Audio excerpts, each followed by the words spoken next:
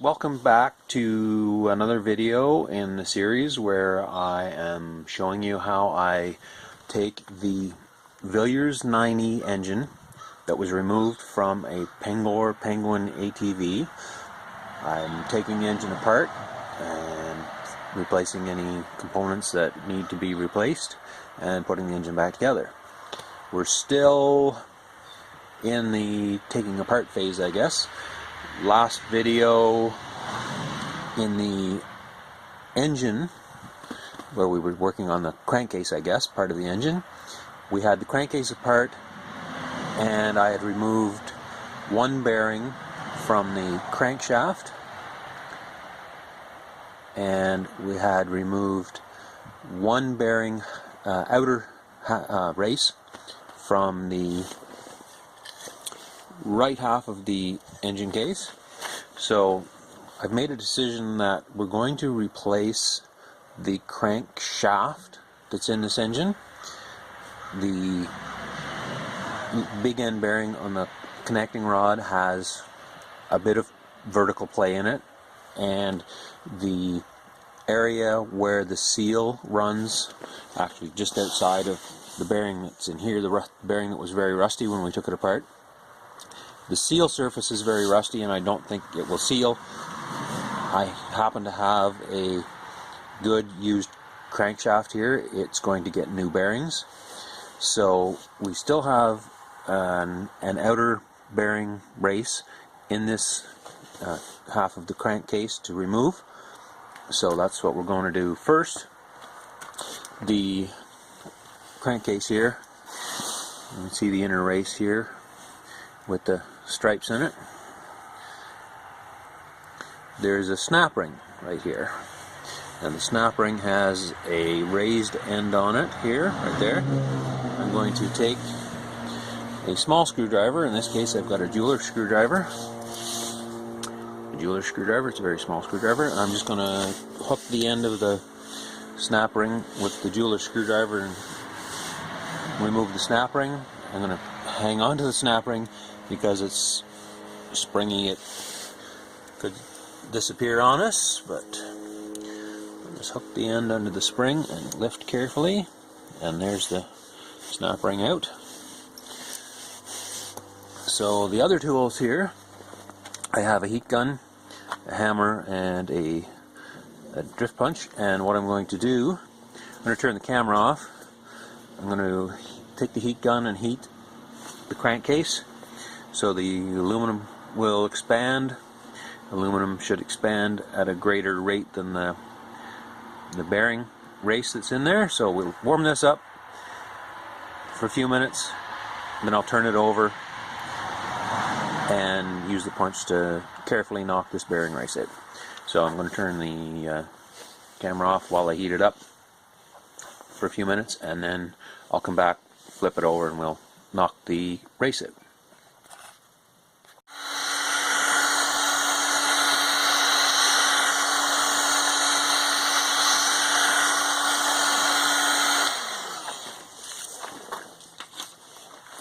Okay, so I've heated this for a few minutes. Now, I'll put my gloves on this time. I'm going to turn this over. I'm using the punch. Now, there is another snap ring in here, so I have to be careful I'm not hitting on the snap ring. And just see, I'm not hitting this very hard. A little bit on each side.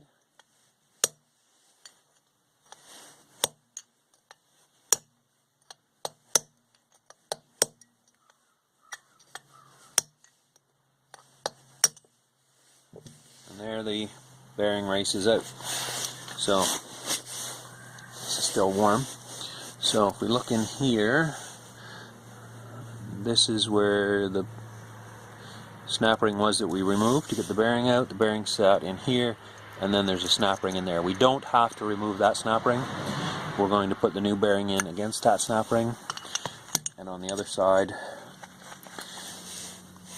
here, there is a snap ring that the outside bearing will sit against when we put it in. So that is the other bearing race out. That's going to be warm. So we'll let that cool, and I'll grab the crankshaft, because even though we're not going to reuse the crankshaft, I'm going to show you how I would take it apart if I was just replacing the bearings. Okay, so next up is the crankshaft and the tools we'll use to remove the bearings from it. So here we have the crankshaft, and I've gone ahead and done a few things here. I've put the bearing splitter in behind the bearing on the left-hand side of the crankshaft. I've got a couple of pieces of all-threaded rod connected to, this is the bearing splitter, all-threaded rod to a bearing puller. This is a steering wheel puller actually that I have on here and set up. I went ahead and did this because I wasn't sure exactly how I was going to do this, but I've gone ahead and heated this bearing a bit with the heat gun, and now I'm going to apply a little pressure here and see if this bearing will come off.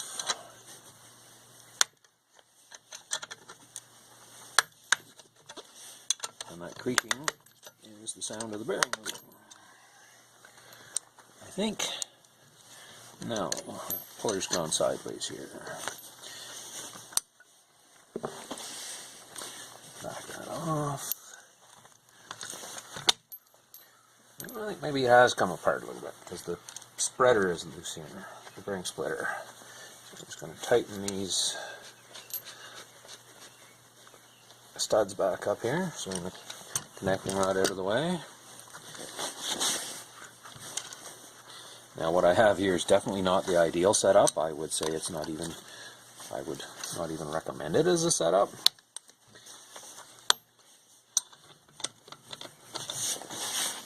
Let's see if the bearing is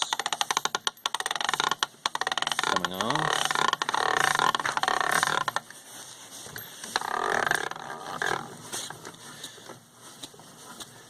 There we go. Bearing is coming off the crankshaft. Oh, bearing splitter's gone sideways again.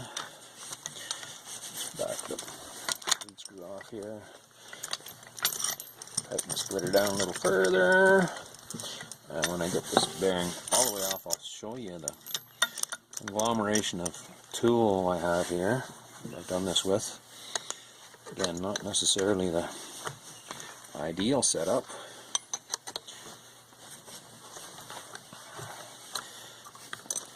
Moving all over the place here.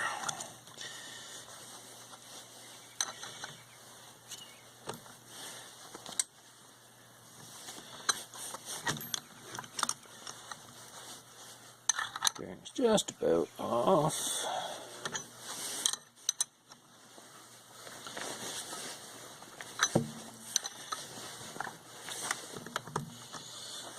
Just a reminder, anytime you're working with pullers or hydraulic presses, wind it up and put a lot of pressure on it. Stuff can let go and break. It's always a good idea to wear safety equipment wherever you can. Now I've got gloves on here because this bearing has been heated up.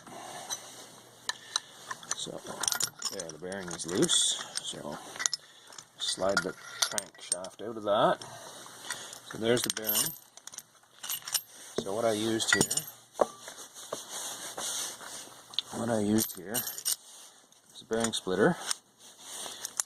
Bearing splitter, as you can see, it's adjustable. So I opened it up, slid it over the shaft behind the bearing, and tightened these studs down until the tapered jaws here went in behind the bearing. And I just tightened them by hand. Then I have a couple of pieces of all-threaded rod, which are bent here. Again, that's not ideal. And a steering wheel puller. Ideally, these rods would be straight. This puller would be long enough that those rods can be straight. Anyway, that worked to get the bearing off. And again, I did heat the bearing with the heat gun. So, set that aside. Put the gloves back on because I think the crankshaft is still going to be warm. So that's the bearing. Oh, that doesn't sound very smooth. Anyway, I'm taking these off just to demonstrate how I would take them off. This crankshaft isn't going to be reused, not as is. because of the seal surface right there is very corroded. Now next we have this spacer here to come off. It's an aluminum spacer and it's split, and it should just come off by hand. And we can see some corrosion on the shaft there. So now what I'm going to do, that bearing we're going to pull off. It doesn't look too bad, except there is some staining on it. There's some staining on it, and if we're in this far, I would change that anyway, even if I was going to reuse this crankshaft. So what I'm going to do is take some abrasive paper and clean the rust off of here. Then I'm going to put my bearing puller setup back on here, and then I'm going to heat this again with the heat gun, focusing the heat on the bearing, and we'll see if that bearing will pull off as easily as the other bearing pulled off. Anyway, I'll turn the camera off again, so when we come back, this will be clean and the puller will be on there, this will be heated, and we'll be set to try to pull it off again. Pull this one off, I should say. So here we have the crankshaft with the puller on the inner bearing on the right hand side. The bearing splitter is on here with our handy all threaded rod and our steering wheel puller. And I've already heated the bearing a bit, so I'll see if we can pull that off.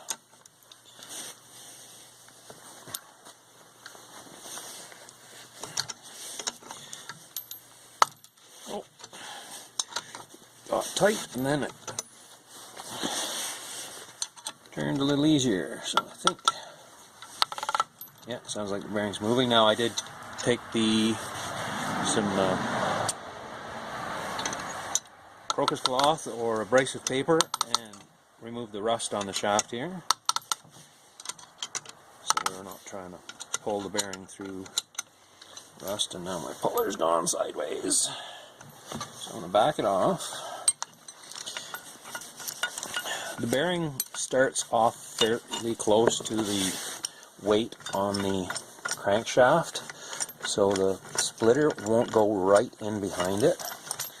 So as it comes off, the splitter goes sideways, so we have to back it off and close the splitter in so that it's centered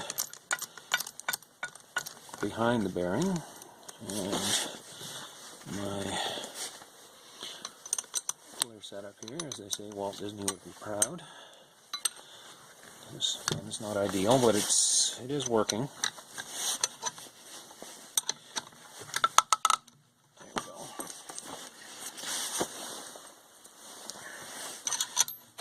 So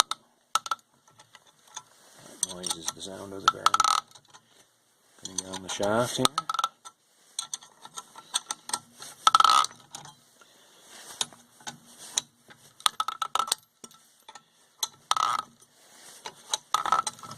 Again, this crankshaft isn't going to be reused. This bearing's not going to be reused, but there we go. The bearing is sliding off quite easily. Try not to drop it. So there's the bearing off of the crankshaft.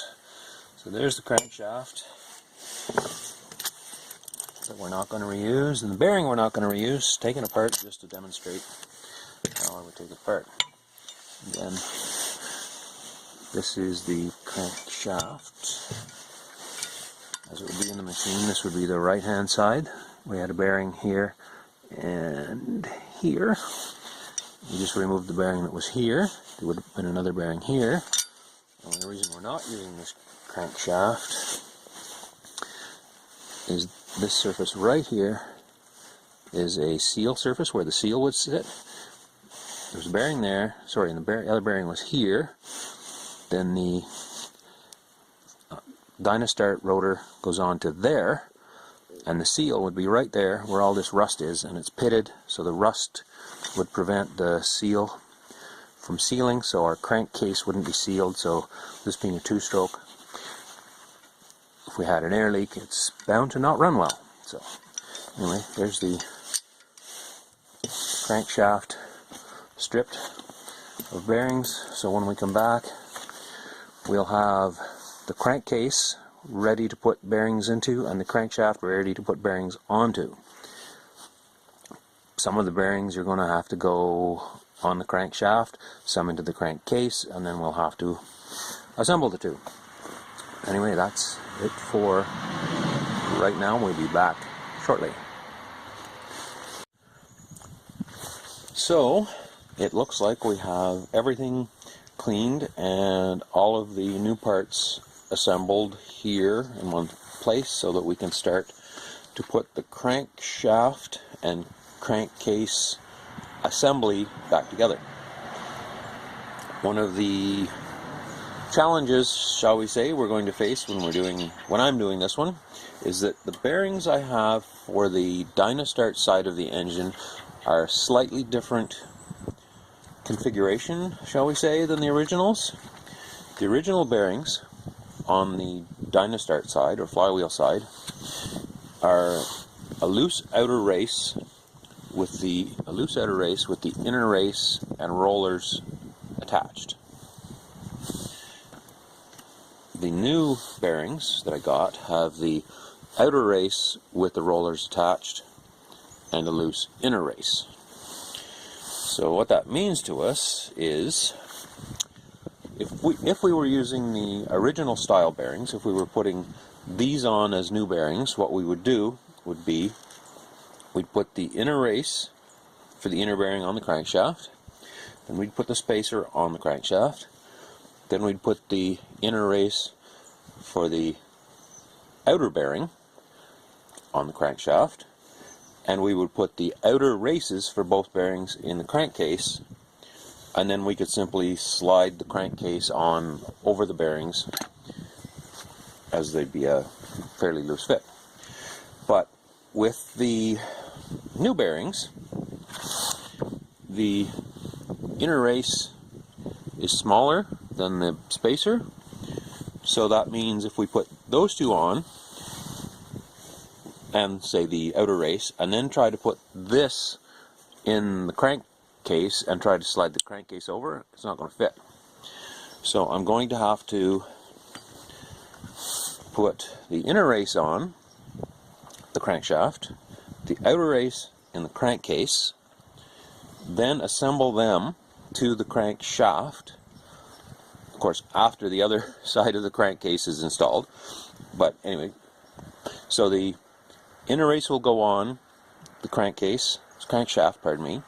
The outer race will go in the crankcase. The crankcase will be assembled. Then the spacer will go on the crankshaft, and then I'll have to put the inner race for the outer bearing on the crankshaft, and then the outer race for the outer bearing in the crankcase. And one thing we'll have to do, of course, the first thing we'll have to do when we put the outer race for the inner bearing in is remember to put the snap ring back in to hold it in place. And we're going to be doing this using a combination of cold and heat. We're going to try to keep anything we want to shrink in the cold. For example, I'll put the crankshaft in the freezer, and when the races, the inner half of the bearing are being prepared to go onto the crankshaft, they will be warmed up with a heat gun. And on the other hand, the outer races that are going into the crankcase will be chilled in the freezer, and then the outer crankcase will be warmed before the outer half of the bearing goes in them, so that they'll go together with hopefully less force than would be required if they were all at the same temperature. We'll have to do similar things to the left side of the crankshaft and crankcase as we put bearings in the case and bearings on the crankshaft, and they'll all have to be done at different orders so that things can go together easily. And what we want to do is put this together with the least amount of force possible, because in some cases what we'll have to do is put a bearing on the crankshaft and then install the crankshaft in the crankcase, and what that will do is we'll be applying force on the inner race, and the force to push the outer race into the crankcase is going to be transmitted through the rollers, and that's something we want to avoid. We don't want to push sideways on the bearing if at all possible.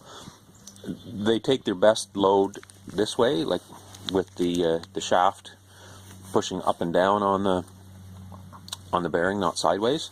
So if we can avoid excess pressure sideways on these as we assemble it, they will last longer. So I guess that's the long and the short of what's about to happen. Of course, as it happens, things may change. I'm going to have to heat a few things here and chill a few things here, and then we'll start putting the crankshaft and bearings into the crankcases. So I'm going to start this assembly by installing the left-hand outer bearing into the crankcase. The bearing is chilling as we speak. This is the left-hand crankcase, so the bearing will sit just in here. It will be installed from inside, and there will be a snap ring to hold it in position after it's installed. The snap ring is here on the work surface. So what I'm going to do is heat the crankcase, and then I'm going to get the bearing, turn the crankcase over, set the bearing in place, and tap it carefully in place using the punch and hammer, and then install the snap ring using the snap ring pliers. So I'm just going to warm it up a little bit with the camera off, then I'll turn the camera back on just as I'm finishing warming it up, and then I'll put the bearing in, hopefully using just a slight tap with the hammer and punch.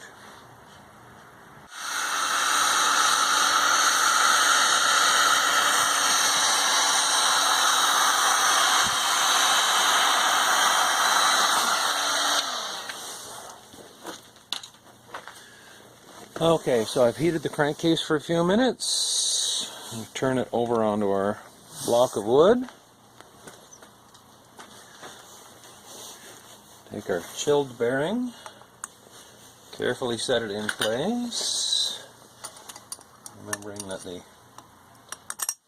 crankcase is warm, and there, the bearing has slid into place without me even having to touch it with the hammer and chisel.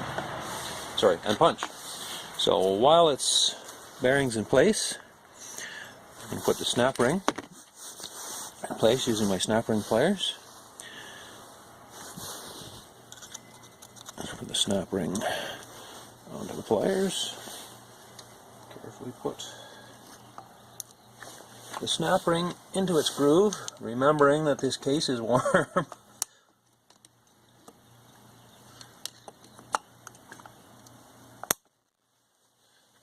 There. So there we have the outer bearing on the fan side, the left side, in place, and I'm hoping you can see that the snap ring is down in there and it's in its groove. Try not to bump the camera. Anyway, that bearing is in, and it went in very easily using a little bit of heat. Okay, so we'll set that aside and we'll get the next component, which I believe what I'll do is we'll get the other half of the crankcase, warm it up, and put the outer race of the inner bearing on the Dynastart side on next. And anyway, I'll get those parts all set up here. I'll show you what I'm doing, and then we'll start at it. So here we have the right crankcase half, which would be the Dynastart side. There's the snout the Dynastart stator goes onto. So we're going to warm that up. We're going to put the outer half of the bearing for the inner bearing, the one closest to the center of the engine, in place, and we're going to put the snap ring in to hold it. So put the snap ring there. Now, just to show you, the bearing won't simply fall into place there. So I'm going to chill that bearing and heat this crankcase half up, and then we'll put the bearing in once this is warmed up and expanded. Okay, so I'll turn the camera off and turn it back on when I'm just about ready to drop this bearing into place. Hopefully drop it into place.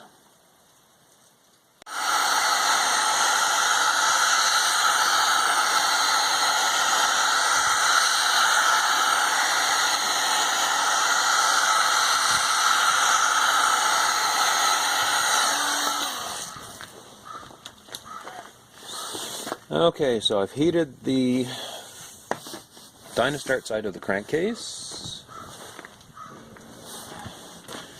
and we'll see if the bearing will go in now.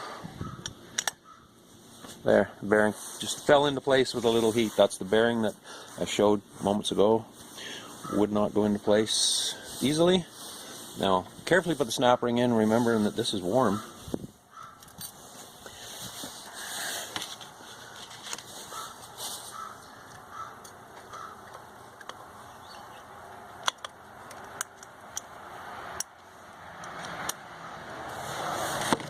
Okay, so there's the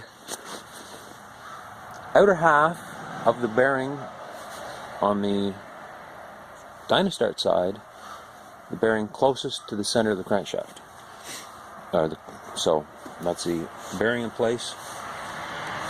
Crankcase is still warm, and the snap ring, as you may be able to see, is in its groove.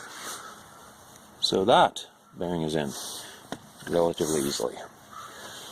Next, I think the next thing to do would be to put the inner race for this bearing onto the crankshaft. So I'll get those parts set up and we'll show you what we're going to do, and then we'll get to it. We have the crankshaft and the inner race for the inner bearing on the Dynastart side. The Dynastart would actually go on the right side of the engine, so this crankshaft is backwards. But just to show again, everything's at the same temperature. This inner bearing race has to go right tight against this shoulder, and it goes that far and stops with finger pressure. One thing we'd have to be careful, if we got into a position where we would have to use more force than simply sliding it on, is the bearing race goes here.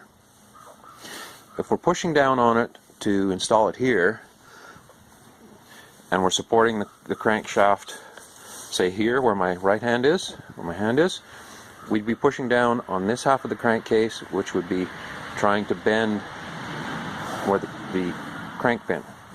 So if we were to get in a position where we needed to use anything more than a light tap with a hammer to put the bearing in place, we would want to support the crankshaft here so that any force is straight down and not directed through this crank pin.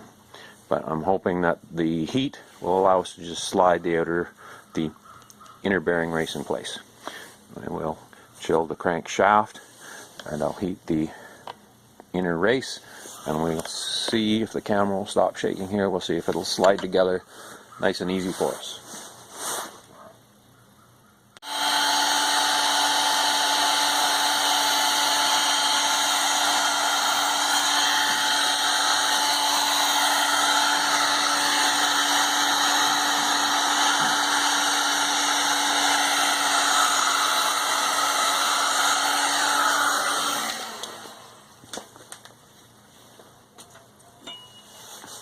Okay, so I've heated that inner bearing race as evenly as possible. Now I'm going to put a leather glove on here, and hopefully this race will go on our crankshaft there. Once again, little heat, it slid right into position on the crankshaft. Nice and easy. So that is the Dynastart side. So again, if we were working with bearings exactly the same as the originals, we'd be able to put the spacer on here, heat the inner half, which would have the rollers on it, of the outer bearing, and put it on as well. But I'm working with a set of bearings that are slightly different, so I'm going to have to go with a slightly different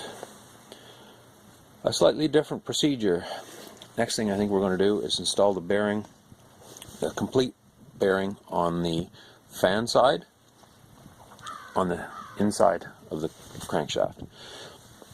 So I'll get that bearing out. I'm just going to hang that bearing on here again, so it's not clamped in the vise, it's not sitting on anything, so all the heat from the heat gun goes into the bearing. It doesn't get soaked up in whatever I'm clamping it with. Anyway, I think if we check this race, yeah, that's cooled enough, but that's firmly in place now. It's cooled down a little bit. Okay, so I'll get the inner bearing for the fan side, and I'll just demonstrate again how it won't fit when it's at the same temperature as the crankshaft, and we'll heat it and hopefully install it. Okay, so next we're going to put the fan side inner bearing in place. So this is the fan side. I've turned the crankshaft around. The brace we just installed is over here. So this is the left side inner bearing. The left side outer bearing, as you may recall, is already installed in the crankcase. So this bearing is going to be installed into this position, and we can see that it does not fit easily. It starts on the shaft, but you don't want to try pushing it on, or it'll be on there and we'll be stuck with it. So I'm just going to rest it on there. I'll turn the camera off while I warm it up for a couple of minutes, say 4 or 5 minutes, and then I'll turn the camera back on, and hopefully that bearing will go onto the crankshaft as easily as the race went on the other side. Back in a moment.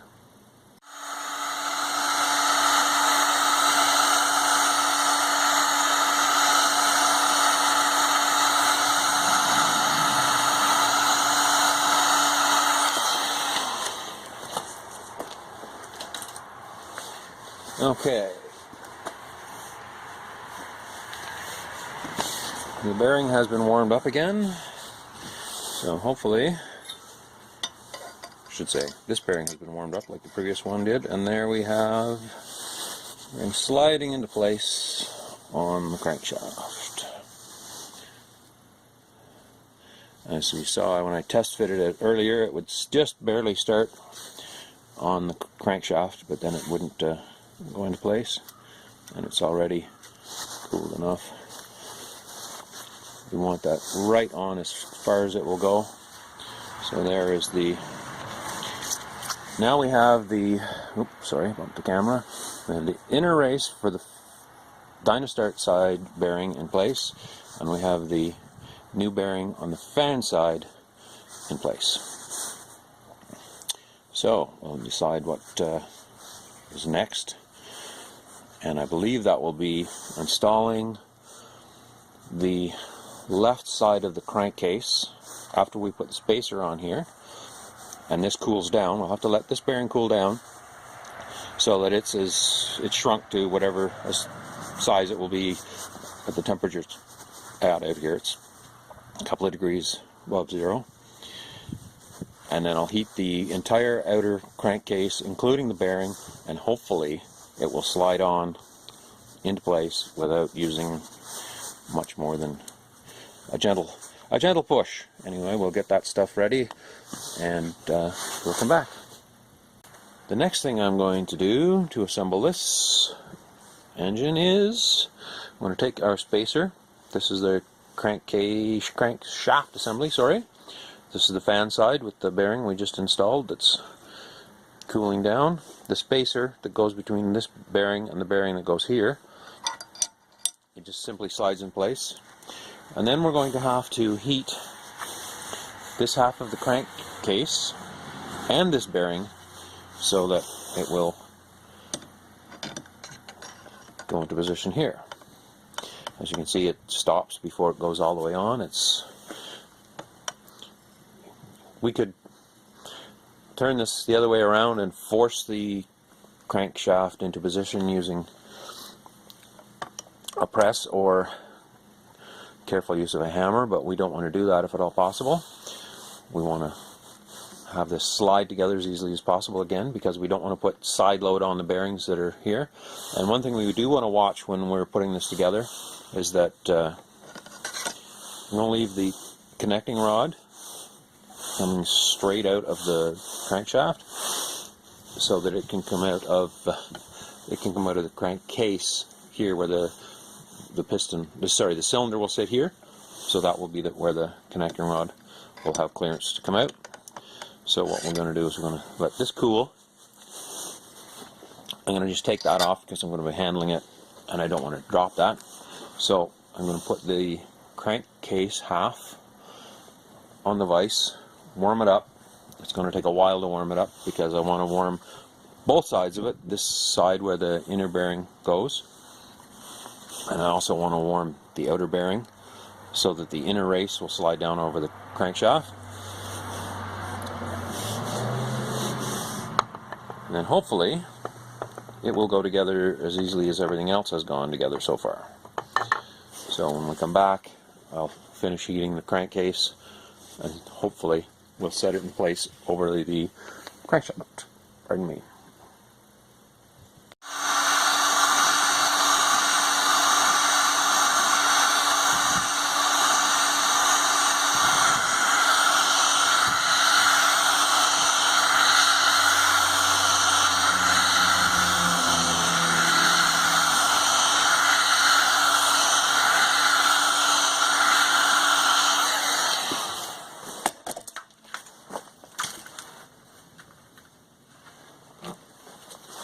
Okay, so while the crankshaft has been cooling off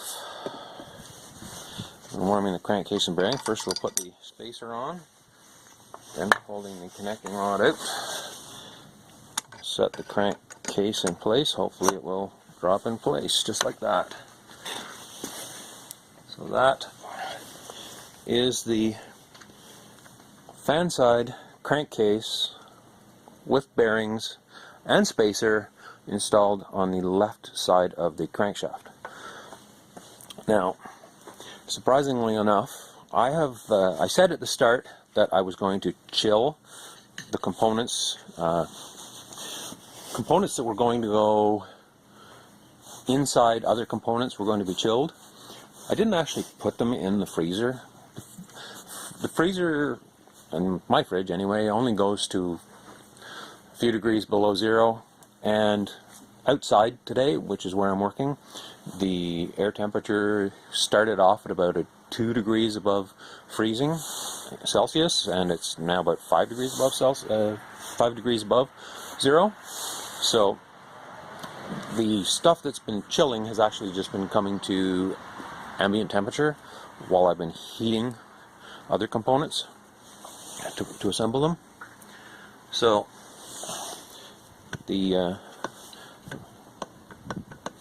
now, interesting enough, the bearing is now cooled enough to be a tight fit on the crankshaft, but when I lift it up, I can see the bearing is moving inside the crankcase. So the crankcase is still warm, so as it cools down, it should again become a tight fit on the bearing. Anyway, that's the crankshaft installed in the left side of the crankcase. Now when this cools, I'll turn it over and we'll be able to install the right hand side of the crankcase over top of the crankshaft. The right hand side, or the Dynastart side of the crankcase, already has the outer part of the inner bearing installed, so we'll be able to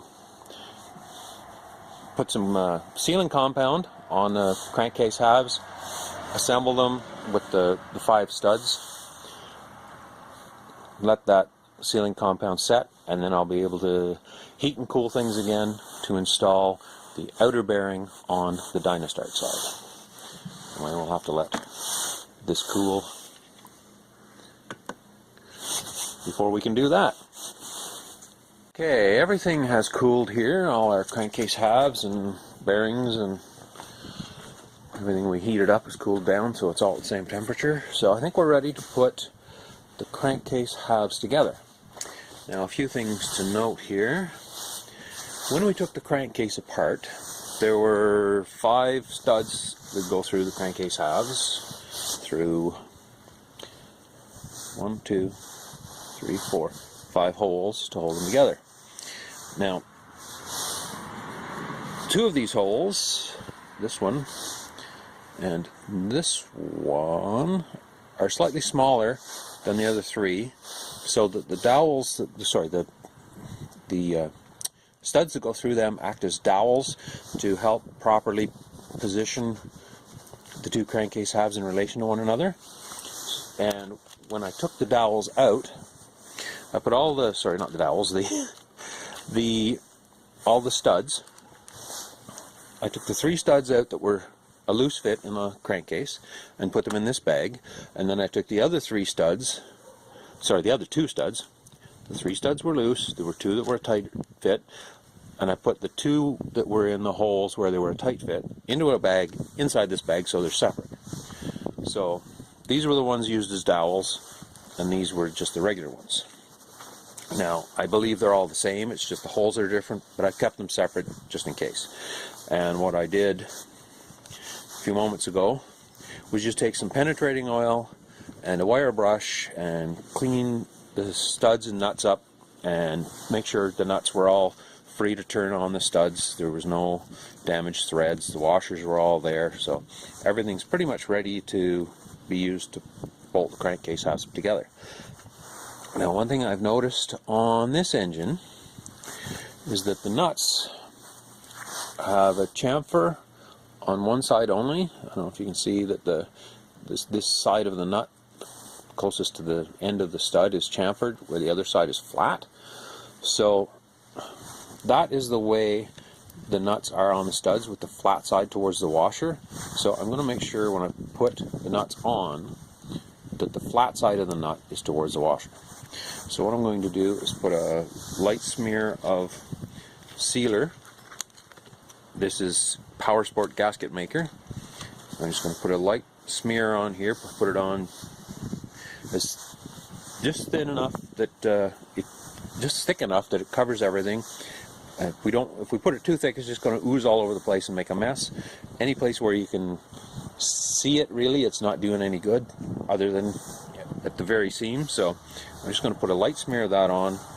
Then I'll set the crankcase half on the other side of the crankcase, and we'll put the studs in and tighten them up. I'm going to smear this sealer on off camera, and then we'll sealer on this half of the crankcase, just enough to cover all of the gasket surface, or the mating surface. Then I'll set it in place over the other crankcase half.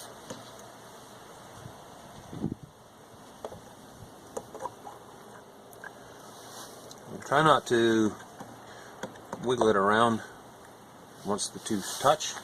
Now, these are the 2 studs that were in the holes that were used as dowels. I'm just going to make sure the nut is threaded on, maybe thread a bit. This is the short one, so it'll go the hole where it's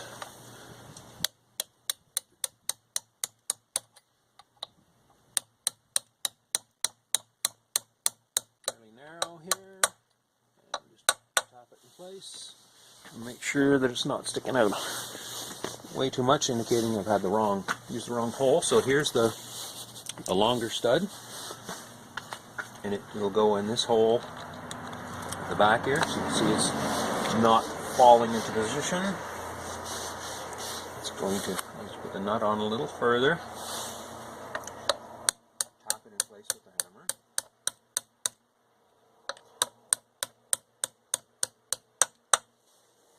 So those two are holding the crankcase halves gently in position while I install the other studs here. So I'm just going to turn this up. I'm going to be careful. I don't want to move this too quickly and have that connecting rod rattle around and dent the crankcase. So that, you see that stud just slid into place. The washer on. The nut on with the flat side towards the washer. I'm going to try to put these on so that they're sticking out about the same amount on both sides. Just because. So there's the short stud. These two are the short studs. So while I have the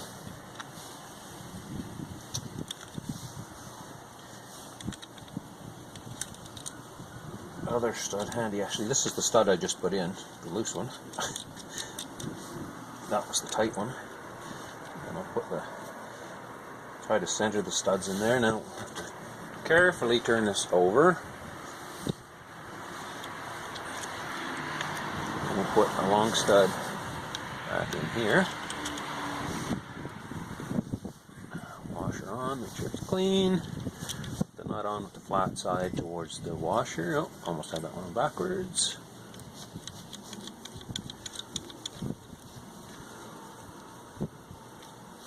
One nut was on a little too far. So there's one stud left. And we have one nut and washer that doesn't have home yet. That's this stud back here. It was used as a dowel.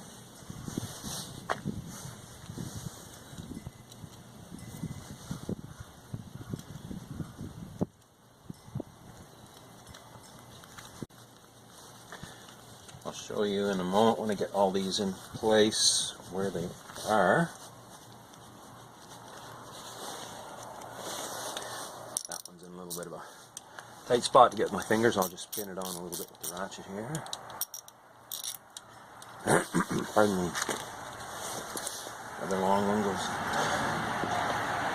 back here. Washer on. Nut on, flat side against the washer. Try not to drop the nut. Flat side against the washer. Try not to drop the nut.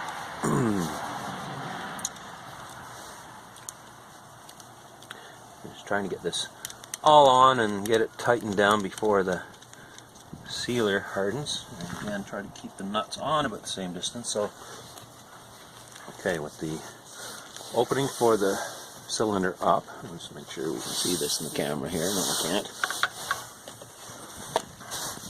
Okay, so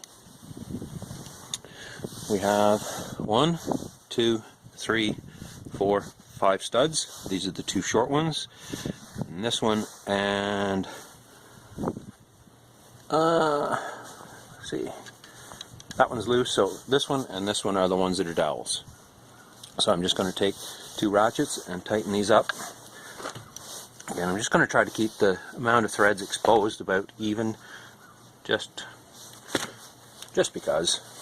And I'm going to stand this upside down on the blocks here with the connecting rod out of the way. And just go around and snug these up. And they're not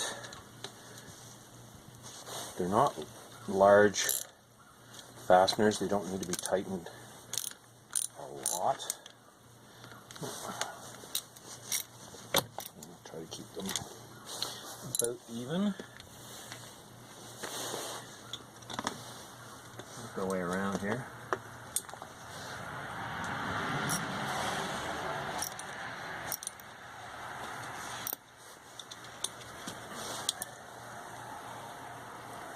And I'll just take a cloth, a paper towel probably, and wipe any extra sealer off the outside.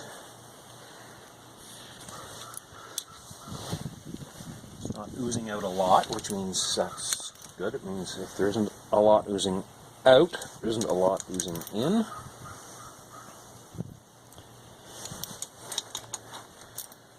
around and try to tighten them evenly.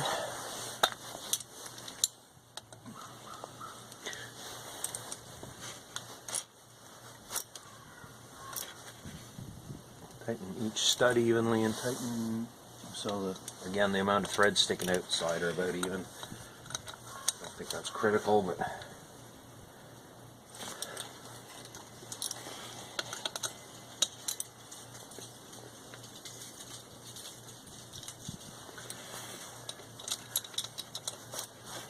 once more,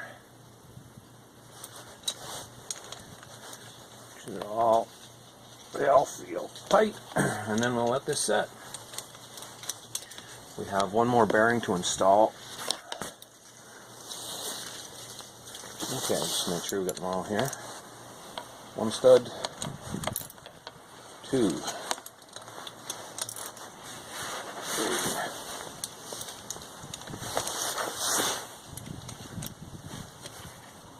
four, and five, and they're all fairly tight.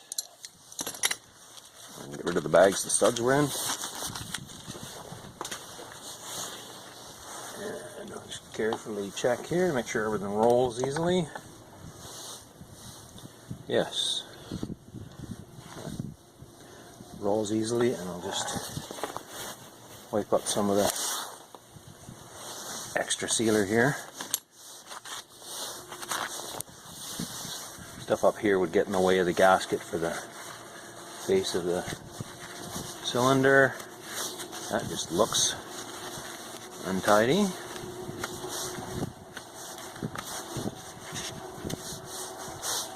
Yeah, we'll just clean that out. Clean it off here. This is where the transmission mounts.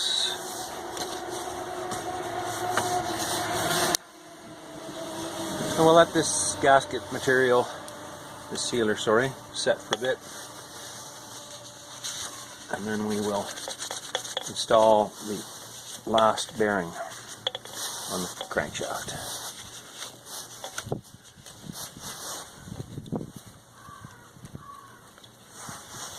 And holding the connecting rod so it doesn't rattle around, I'll put some rubber bands on that in a moment. So to hold it there, the extra sealer's wiped off. So there's our crankcase halves together. And we'll put the outer bearing on this side, and that will be the crankcase. Okay, so our crankcase has had a chance to sit for a while to let the sealer between the two halves set up a little bit, because we're going to be heating this up a little bit in this area to put the outer half of the outer bearing on the Dynastart side in place. I've put an elastic band on the studs for the cylinder to hold the connecting rod from flopping around. We'll have to put the spacer on, and I'll have to tap that in place. It's wiggling down there, but I'll tap it in place here. Actually, I'll do it right now.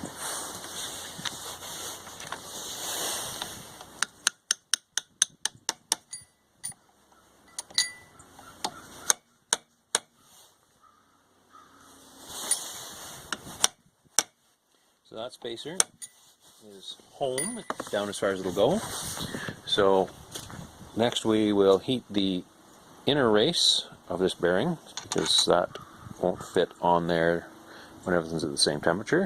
So I'm just going to hang that on my little support there and heat it up with the heat gun for a few minutes, and hopefully it'll just drop in place again the way all the other bearings have so far. And then this half of the bearing, the other half, we'll let the inner half of the bearing cool a bit before we go at this, and then we'll heat the crankcase again, and if all goes well, the outer half of the bearing will drop into place.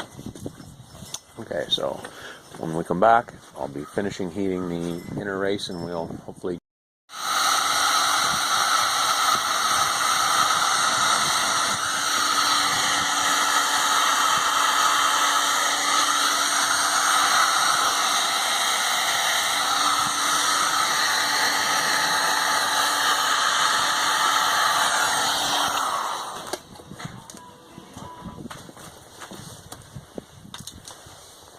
Okay, so actually it's out of camera there, but the outer race, I've just finished heating it there. That was a heat gun you heard, so now we'll see if it'll, the inner race, pardon me, for the outer bearing, we'll see if it'll go in place. There. Once again, a little heat, expanded it enough that it's dropped in place without needing so much as a firm push. It's just fell in place quite willingly. So next we will heat the crankcase here. I'll just turn the camera off, and as this cools, I'll heat this, try not to heat that back up, and then we should be able to install the outer half of that outer bearing. Back in a moment.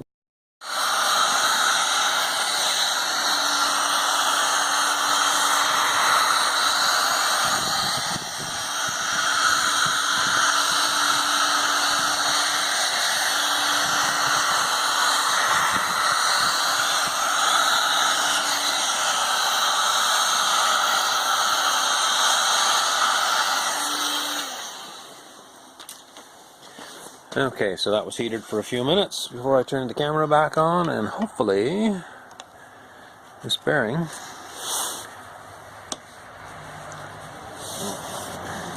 I didn't start it straight. The hammer's clean there.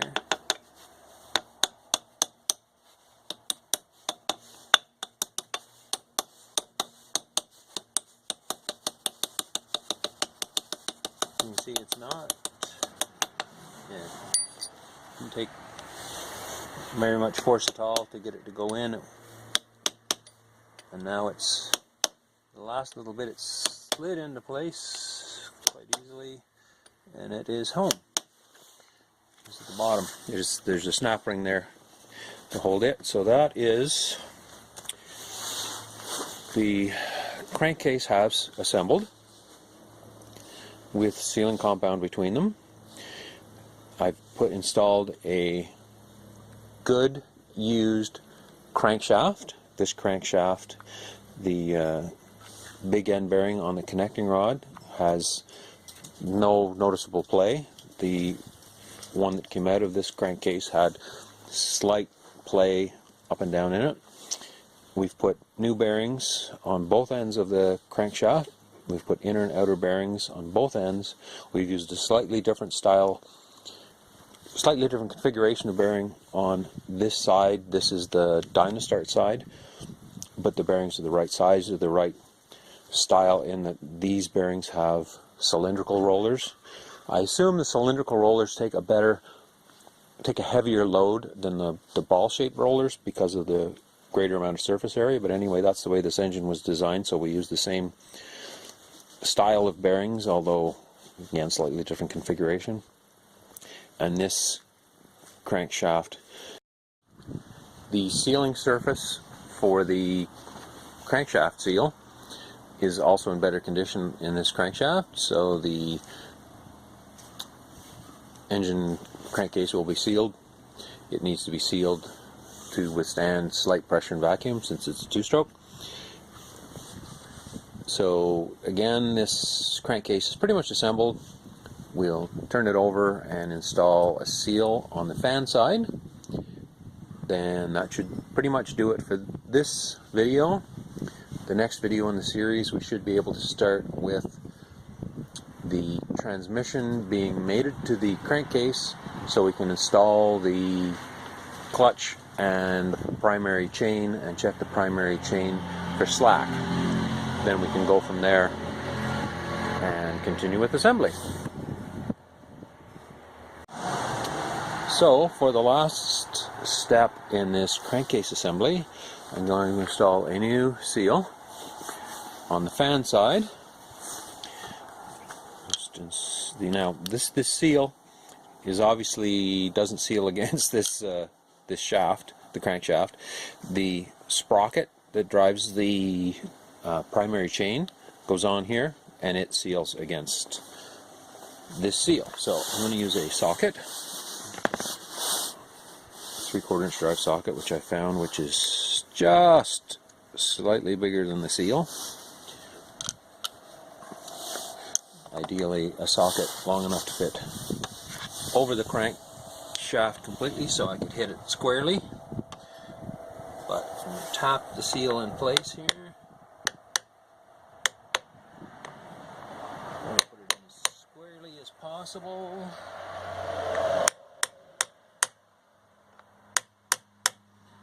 And not hit the crankshaft so I don't damage the threads.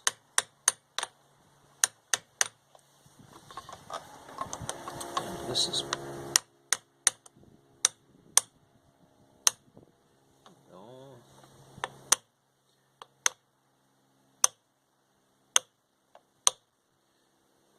the socket being just a little bit bigger than the seal.